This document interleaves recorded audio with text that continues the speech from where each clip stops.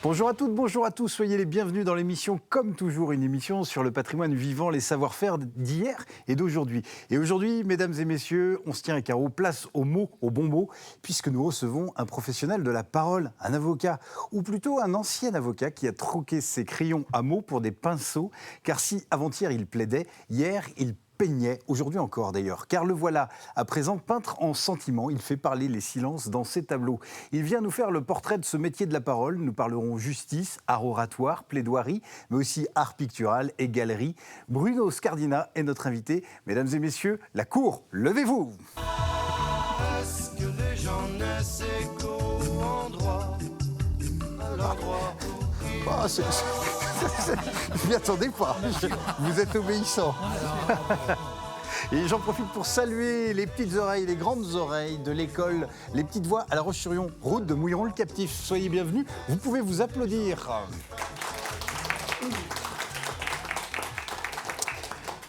Françaises, Français, téléspectatrices, téléspectateurs, Vendéens, Vendéennes, les enfants, les petites voix, mesdames et messieurs les jurés, chroniqueurs, chéris, mes amours, bonjour.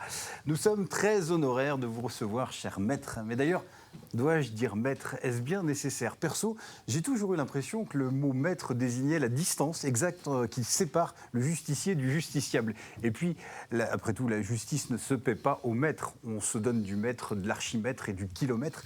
Et comme le disait Francis Blanche, grand avocat du calembour, mettez un terme au maître. J'ajouterai pour sa défense que le calembour est à l'humour ce que le coup bas est au combat. La plaidoirie est à l'avocat ce que le plaisir ou le plaid est à l'écossais. Ça veut rien dire, ça sonne. C'est la force des mots. Ils sonnent comme des trompettes, ils pètent comme des trombones. Ils tonnent et ils en font des tonnes. Ah, les mots. Allez, je prêche un convaincu. Les mots, c'est votre outil de travail. C'est l'outil de travail de l'avocat qui en est accro et accro. Les mots, ce sont ses armes, ses charmes, ses larmes. Il n'y a pas si longtemps, si un avocat avait la langue bien pendue, son client risquait de ne pas l'être pendu. Le métier d'avocat est une question de vie ou de mots. Pulsion de mots, menace de mots, peine de mots. Les mots se ramassent en appel. À chaque recours suffit sa peine. Si d'aucuns disent que la justice est poussive, les procédures et les procès durent longtemps. Loin du code pénal. Ah oui, l'avocat est Morgane des mots. Sa langue est son organe. Organe, greffe d'organe, greffe de tribunal, palais de justice. La langue habite le palais. La langue de bois. Ça y est, le mot est lâché. En fait de langue, les avocats ne sont-ils pas les premiers sculpteurs de bois? Avocats du barreau de bois, avec leurs piles de dossiers de chaises, leurs règles graduées, leurs rap à hommage, leurs phrases d'équerre, leurs discours bien charpentés, leurs raisonnements droits comme la justice. La justice n'est-elle pas de bois et les avocats ne sont-ils pas ces bâtonniers? À chaque fois qu'on dépose une plainte, le parquet n'est pas loin. C'est pas du bois tout ça. Que font les juges dans les prétoires? Ils siègent. C'est pas du bois. Débiter des vérités premières, ébaucher des réponses, décloisonner la pensée, tracer des grandes lignes, meubler une plaidoirie, clouer le bec, tailler dans le vif, couper la parole. C'est pas du bois tout ça. Et le box des accusés accroché à la barre. C'est pas du bois. Il n'y a pas à dire. Partout où la justice passe, le vice à bois. Ouf, allez, trêve de plaisanterie. Revenons à notre sujet. C'est quoi? Enfin, c'est du n'importe quoi. C'est du n'importe bois. Allez, quelle piteuse plaidoirie je fais là devant un maître. Ça doit être la pression, cher maître. Comment se construit une plaidoirie? Quelles anecdotes retenir de votre carrière? Pourquoi et quand avoir quitté les palais de justice pour les palettes de couleurs? Allez, autant de questions que nous allons poser à notre invité. Cher maître, soyez le bienvenu, Bruno Scardina. Soyez vraiment le bienvenu dans cette émission. On est content de vous accueillir. Merci à vous de m'accueillir et me permettre de parler de ce noble métier qu'est l'avocature, qui est toujours un métier d'exercice vivant, évidemment, même si aujourd'hui la plaidoirie n'est plus vraiment de mise. On nous a fait comprendre, les magistrats nous font souvent comprendre, sauf peut-être au pénal, que finalement plus on sera court et mieux ça vaudra, et que peut-être qu'on peut même se dispenser parfois même de plaider. Et c'est la disparition programmée d'un certain exercice oratoire, malheureusement. Ouais. Mais c'est dans l'air du temps, tout à fait. Eux, c'est des amoureux de la plaidoirie. Deux apibots, deux énergumènes en face de vous. Je ne sais pas si vous allez sortir libre de ce studio. Ils vont vous passer à la moulinette ou alors au robot mixeur pour le cuistot. Leur boulot, c'est de mettre l'invite à la question. Ce sont mes maîtres penseurs, mes maîtres cuisiniers. Bonjour les Jean-Pierre. Bonjour Jérôme. Comment on va? Mais on va bien comme on l'aime. Bon. Non, je vais. Très bien. Alors, objection, mon honneur? Aucune objection. D'ailleurs, la recette que je vais vous présenter fait partie intellectuellement du métier d'avocat. Il faut avoir de la cervelle. On ne peut pas être avocat si on n'a pas de cervelle. Et il faut aussi du corps. Il faut aussi du corps. Et depuis l'avènement de l'intelligence artificielle, l'antidote, manger de la cervelle. Bon, d'accord. Écoutez, j'étais très très impatient de savoir quelle recette vous nous aviez concoctée pour ce sujet. Je me suis dit, il va faire de la salade, de l'avocat. Et une purée d'avocat en accompagnement qui est facile à faire. Ah, donc voilà. Ah, ok. Il y a un peu de vinaigre dans la recette. Là, il y a une douceur avec la purée d'avocat, un petit peu de tomate dedans. C'est le parfait accompagnement pour la cervelle. Très bien. Ben, je vais passer la parole à votre confrère, cher maître, Jean-Pierre Bertrand. Comment qu'on va? Ça fait drôle de dire que maître, comment qu'on va? On va vrai bail. Ce serait drôle si dans les plaidoiries, on revenait à du patois.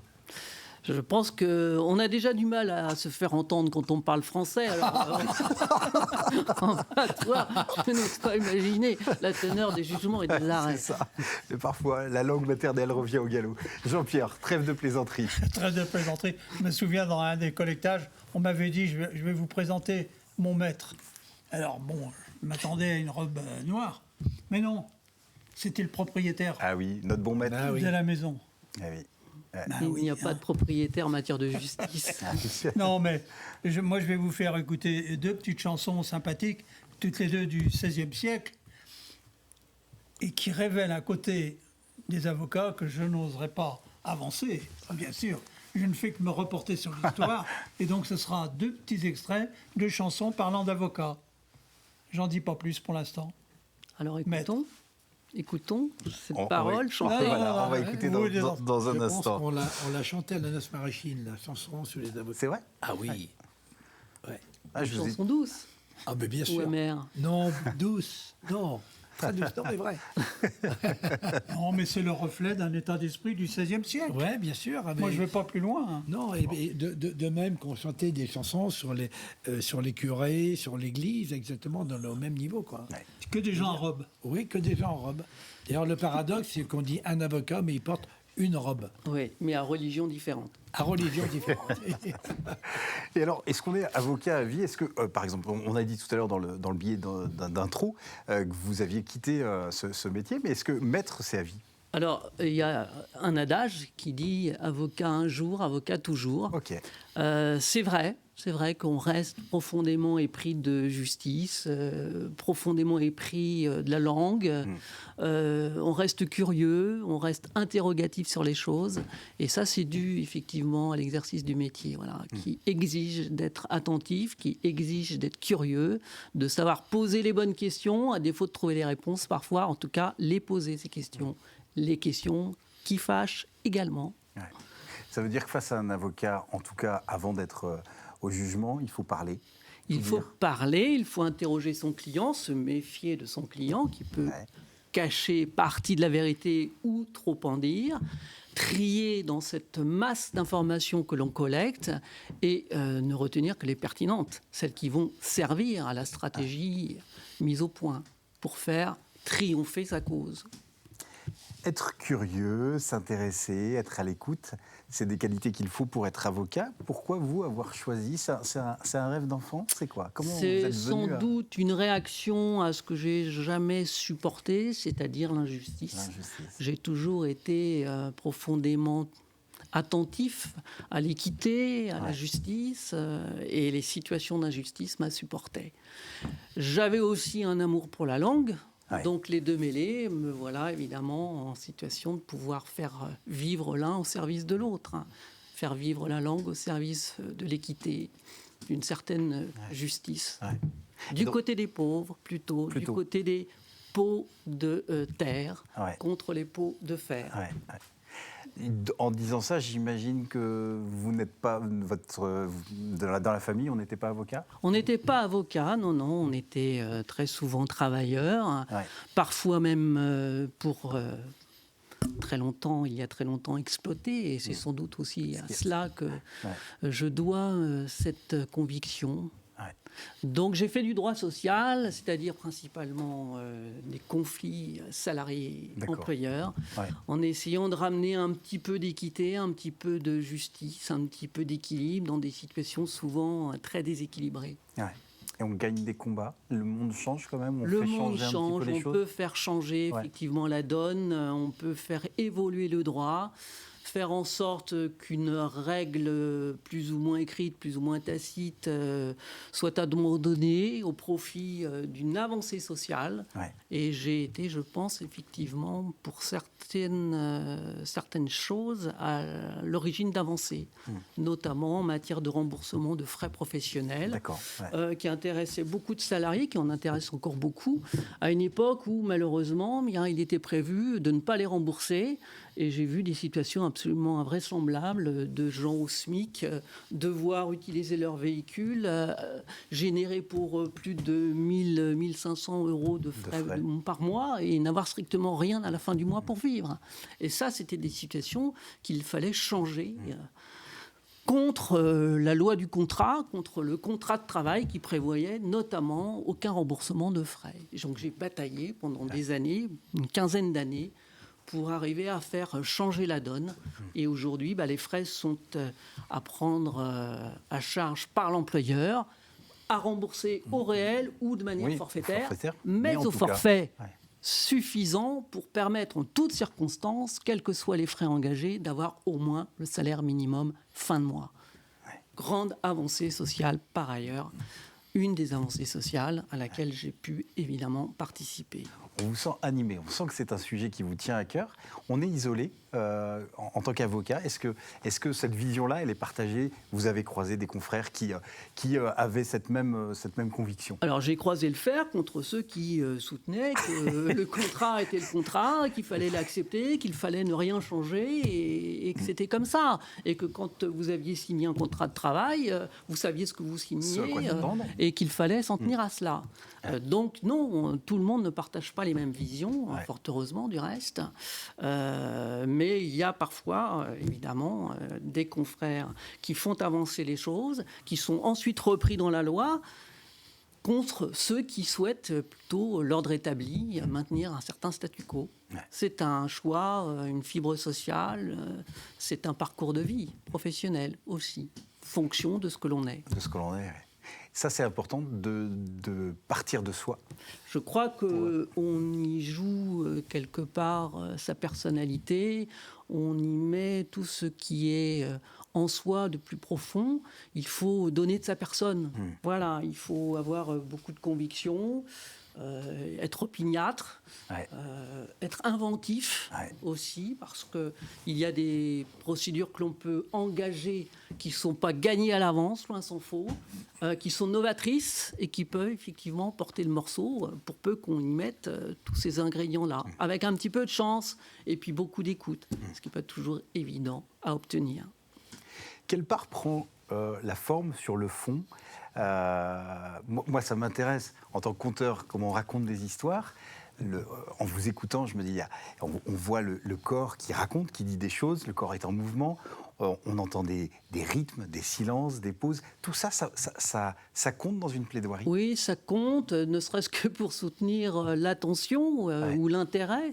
Il faut des temps de silence, il faut changer sa voix, avancer, reculer, meubler l'espace. Et puis parfois choqué par un mot bien placé ou quelque part une injonction, une interrogation. Je crois qu'il faut réveiller effectivement les consciences. Donc pour ça, il y a des techniques que l'on apprend plus ou moins. C'est ce que j'allais vous demander. Et que l'on forge au fil de ces interventions. Voilà.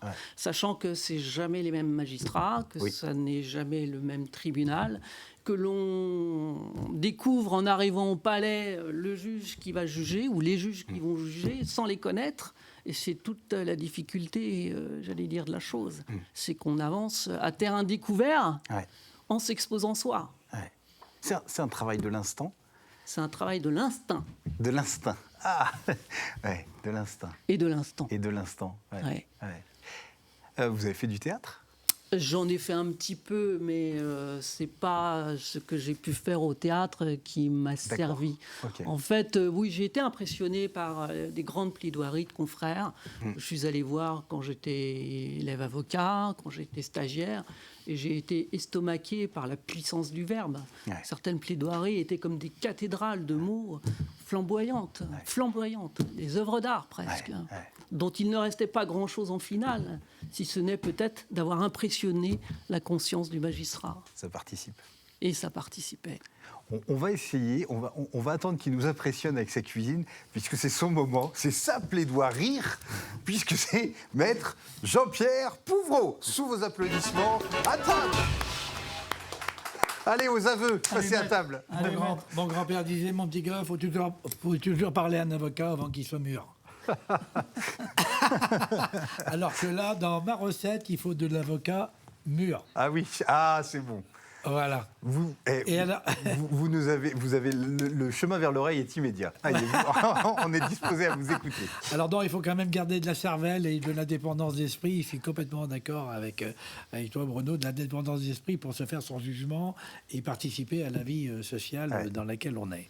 Et alors donc, évidemment, j'ai choisi, c'est pas innocent, de la cervelle de veau fermière. C'est une recette traditionnelle qu'on a appris à l'apprentissage. C'est une recette basique. Vous allez chez un bon boucher, vous aurez de la cervelle de veau, pas toujours, souvent sur commande quand même, il faut la commander un petit peu avant. Et nous, à l'apprentissage, on la faisait tremper dans de l'eau vinaigrée pendant 2 heures, voilà.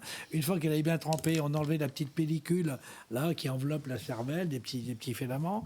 Et alors ensuite, on la pochait dans de l'eau bouillante avec un bon bouquet garni, général, du poireau, du thym, du laurier, une lichette de vin blanc pour conforter un petit peu le goût naturel de la cervelle, qui a un goût assez neutre quand même. Faut renforcer un petit peu tout ça. Et alors ensuite, on faisait un beurre noisette à part, une fois refroidi. On coupait la cervelle en morceaux. Alors on peut la passer dans la farine ou pas, après selon les goûts. Si on la passe dans la farine ou dans la fécule, ça a le mérite de créer un petit croustillant sur la cervelle, une fois bien égouttée.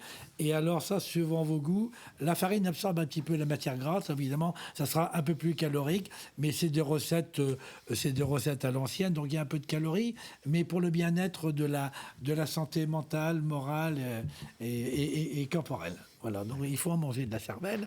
Et alors, donc, à la suite de ça, vous mettez des copes, un petit filet de vinaigre, un peu de crème si on aime la crème, et on accompagne ça avec une purée d'avocat mûr, avec un peu de citron et quelques bouts de tomates quand c'est la saison. Autrement, vous prenez des tomates en boîte si vous avez l'occasion d'en trouver.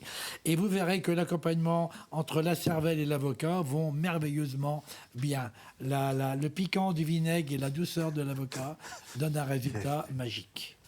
C'est de la farine de roman que vous nous faites. Merci Jean-Pierre. Bravo pour votre plaidoirie.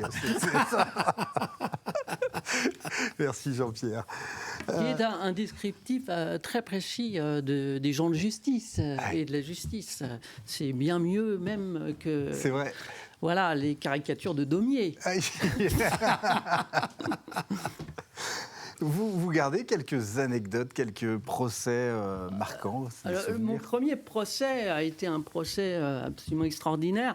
Je venais de prêter serment et donc mon maître de stage m'envoie à Rennes, devant la cour d'appel de Rennes, plaider une affaire d'escroquerie collective, hein, puisqu'il y avait effectivement plusieurs dizaines de victimes. Okay, c'était une escroquerie aux parts de chevaux, syndication de chevaux. Et l'escroc en question, qui avait mené donc, cette escroquerie jusqu'à son terme, 4 millions de francs de préjudice à peu près, plus de 150 victimes, n'était pas solvable. Mais par contre, il avait un conseil juridique devenu avocat, qui était donc avocat au barreau. Et me voilà donc allant plaider contre le confrère devenu avocat, défendu par le bâtonnier de l'Ordre des avocats de Rennes, défendu par un avocat de la compagnie d'assurance assurant les avocats en question, plaider la faute professionnelle, le défaut de conseil, la violation caractérisée de son serment d'avocat, moi tout bébé avocat, faisant la leçon aux avocats plus anciens et aux bâtonniers. Et j'ai été entendu, puisque le confrère, conseil de l'escroc, a malheureusement pour lui été condamné à plus de 4 millions de francs à l'époque, de dommages et intérêts. Donc ça a été ma première plaidoirie absolument hallucinante. Je me sentais très seule, très isolée, mais très portée par ma conviction, évidemment, du serment prêté. Voilà. J'imagine. On va parler dans un instant aussi du choix que vous avez fait de quitter les palais de justice pour prendre les pinceaux. Ce sera tout de suite après la chronique de Jean-Pierre Bertrand, autre plaidoirie. Alors moi, c'est très triste. Enfin, ça pouvait peut-être être triste, mais c'était comme ça. En fait, en cherchant dans nos archives, je n'ai aucune enquête qui évoque des avocats. Sans doute que nos Vendéens n'avaient pas recours à leur service. Par contre, il y a pléthore de chansons qui parlent d'avocats. Et là, je me suis quand même intéressé au phénomène. Et curieusement, n'en vous déplaise, cher maître, mais dans l'histoire, ils n'ont pas qu'une... Enfin, pas toujours le beau rôle. Si, c'est justement un beau rôle d'être des bonimenteurs pour les dames. Que pour les dames. Oui, pour les dames. Avocat pour dames, comme coiffeur pour dames. Oui. C'est cela. Donc en fait, on découvre qu'il y a des chansons qui mettent en avant cette spécificité. Les petits écarts des avocats, n'est-ce pas? D'accord. Alors on va en entendre une première qui nous vient de ton canton, Saint-Philbert de Pontcharraud, du côté de Chantonnay, qui nous a été révélée par une dame, Cécile Cornu, qui était née en 1923 et qui nous chante ce beau petit chef-d'œuvre dont on a une première version imprimée dans un ouvrage qui s'appelle Le Trésor des chansons amoureuses, recueilli des plus excellents airs de cour. Et ça, c'est publié en 1606. Donc c'est pas dire la réputation. Non, alors on écoute. D'avant-hier. On était un petit bonhomme sacré, non de tout bon sang, non de là. On était un petit bonhomme qui s'en allait couper du bois. Qui s'en allait couper du bois. Qui s'en allait couper du bois. Le dit à sa petite bonne femme, sacré nom de tout bon sang, nom de là. Le dit à sa petite bonne femme, le déjeuner tu m'apporteras. Le déjeuner tu m'apporteras. Le déjeuner tu m'apporteras.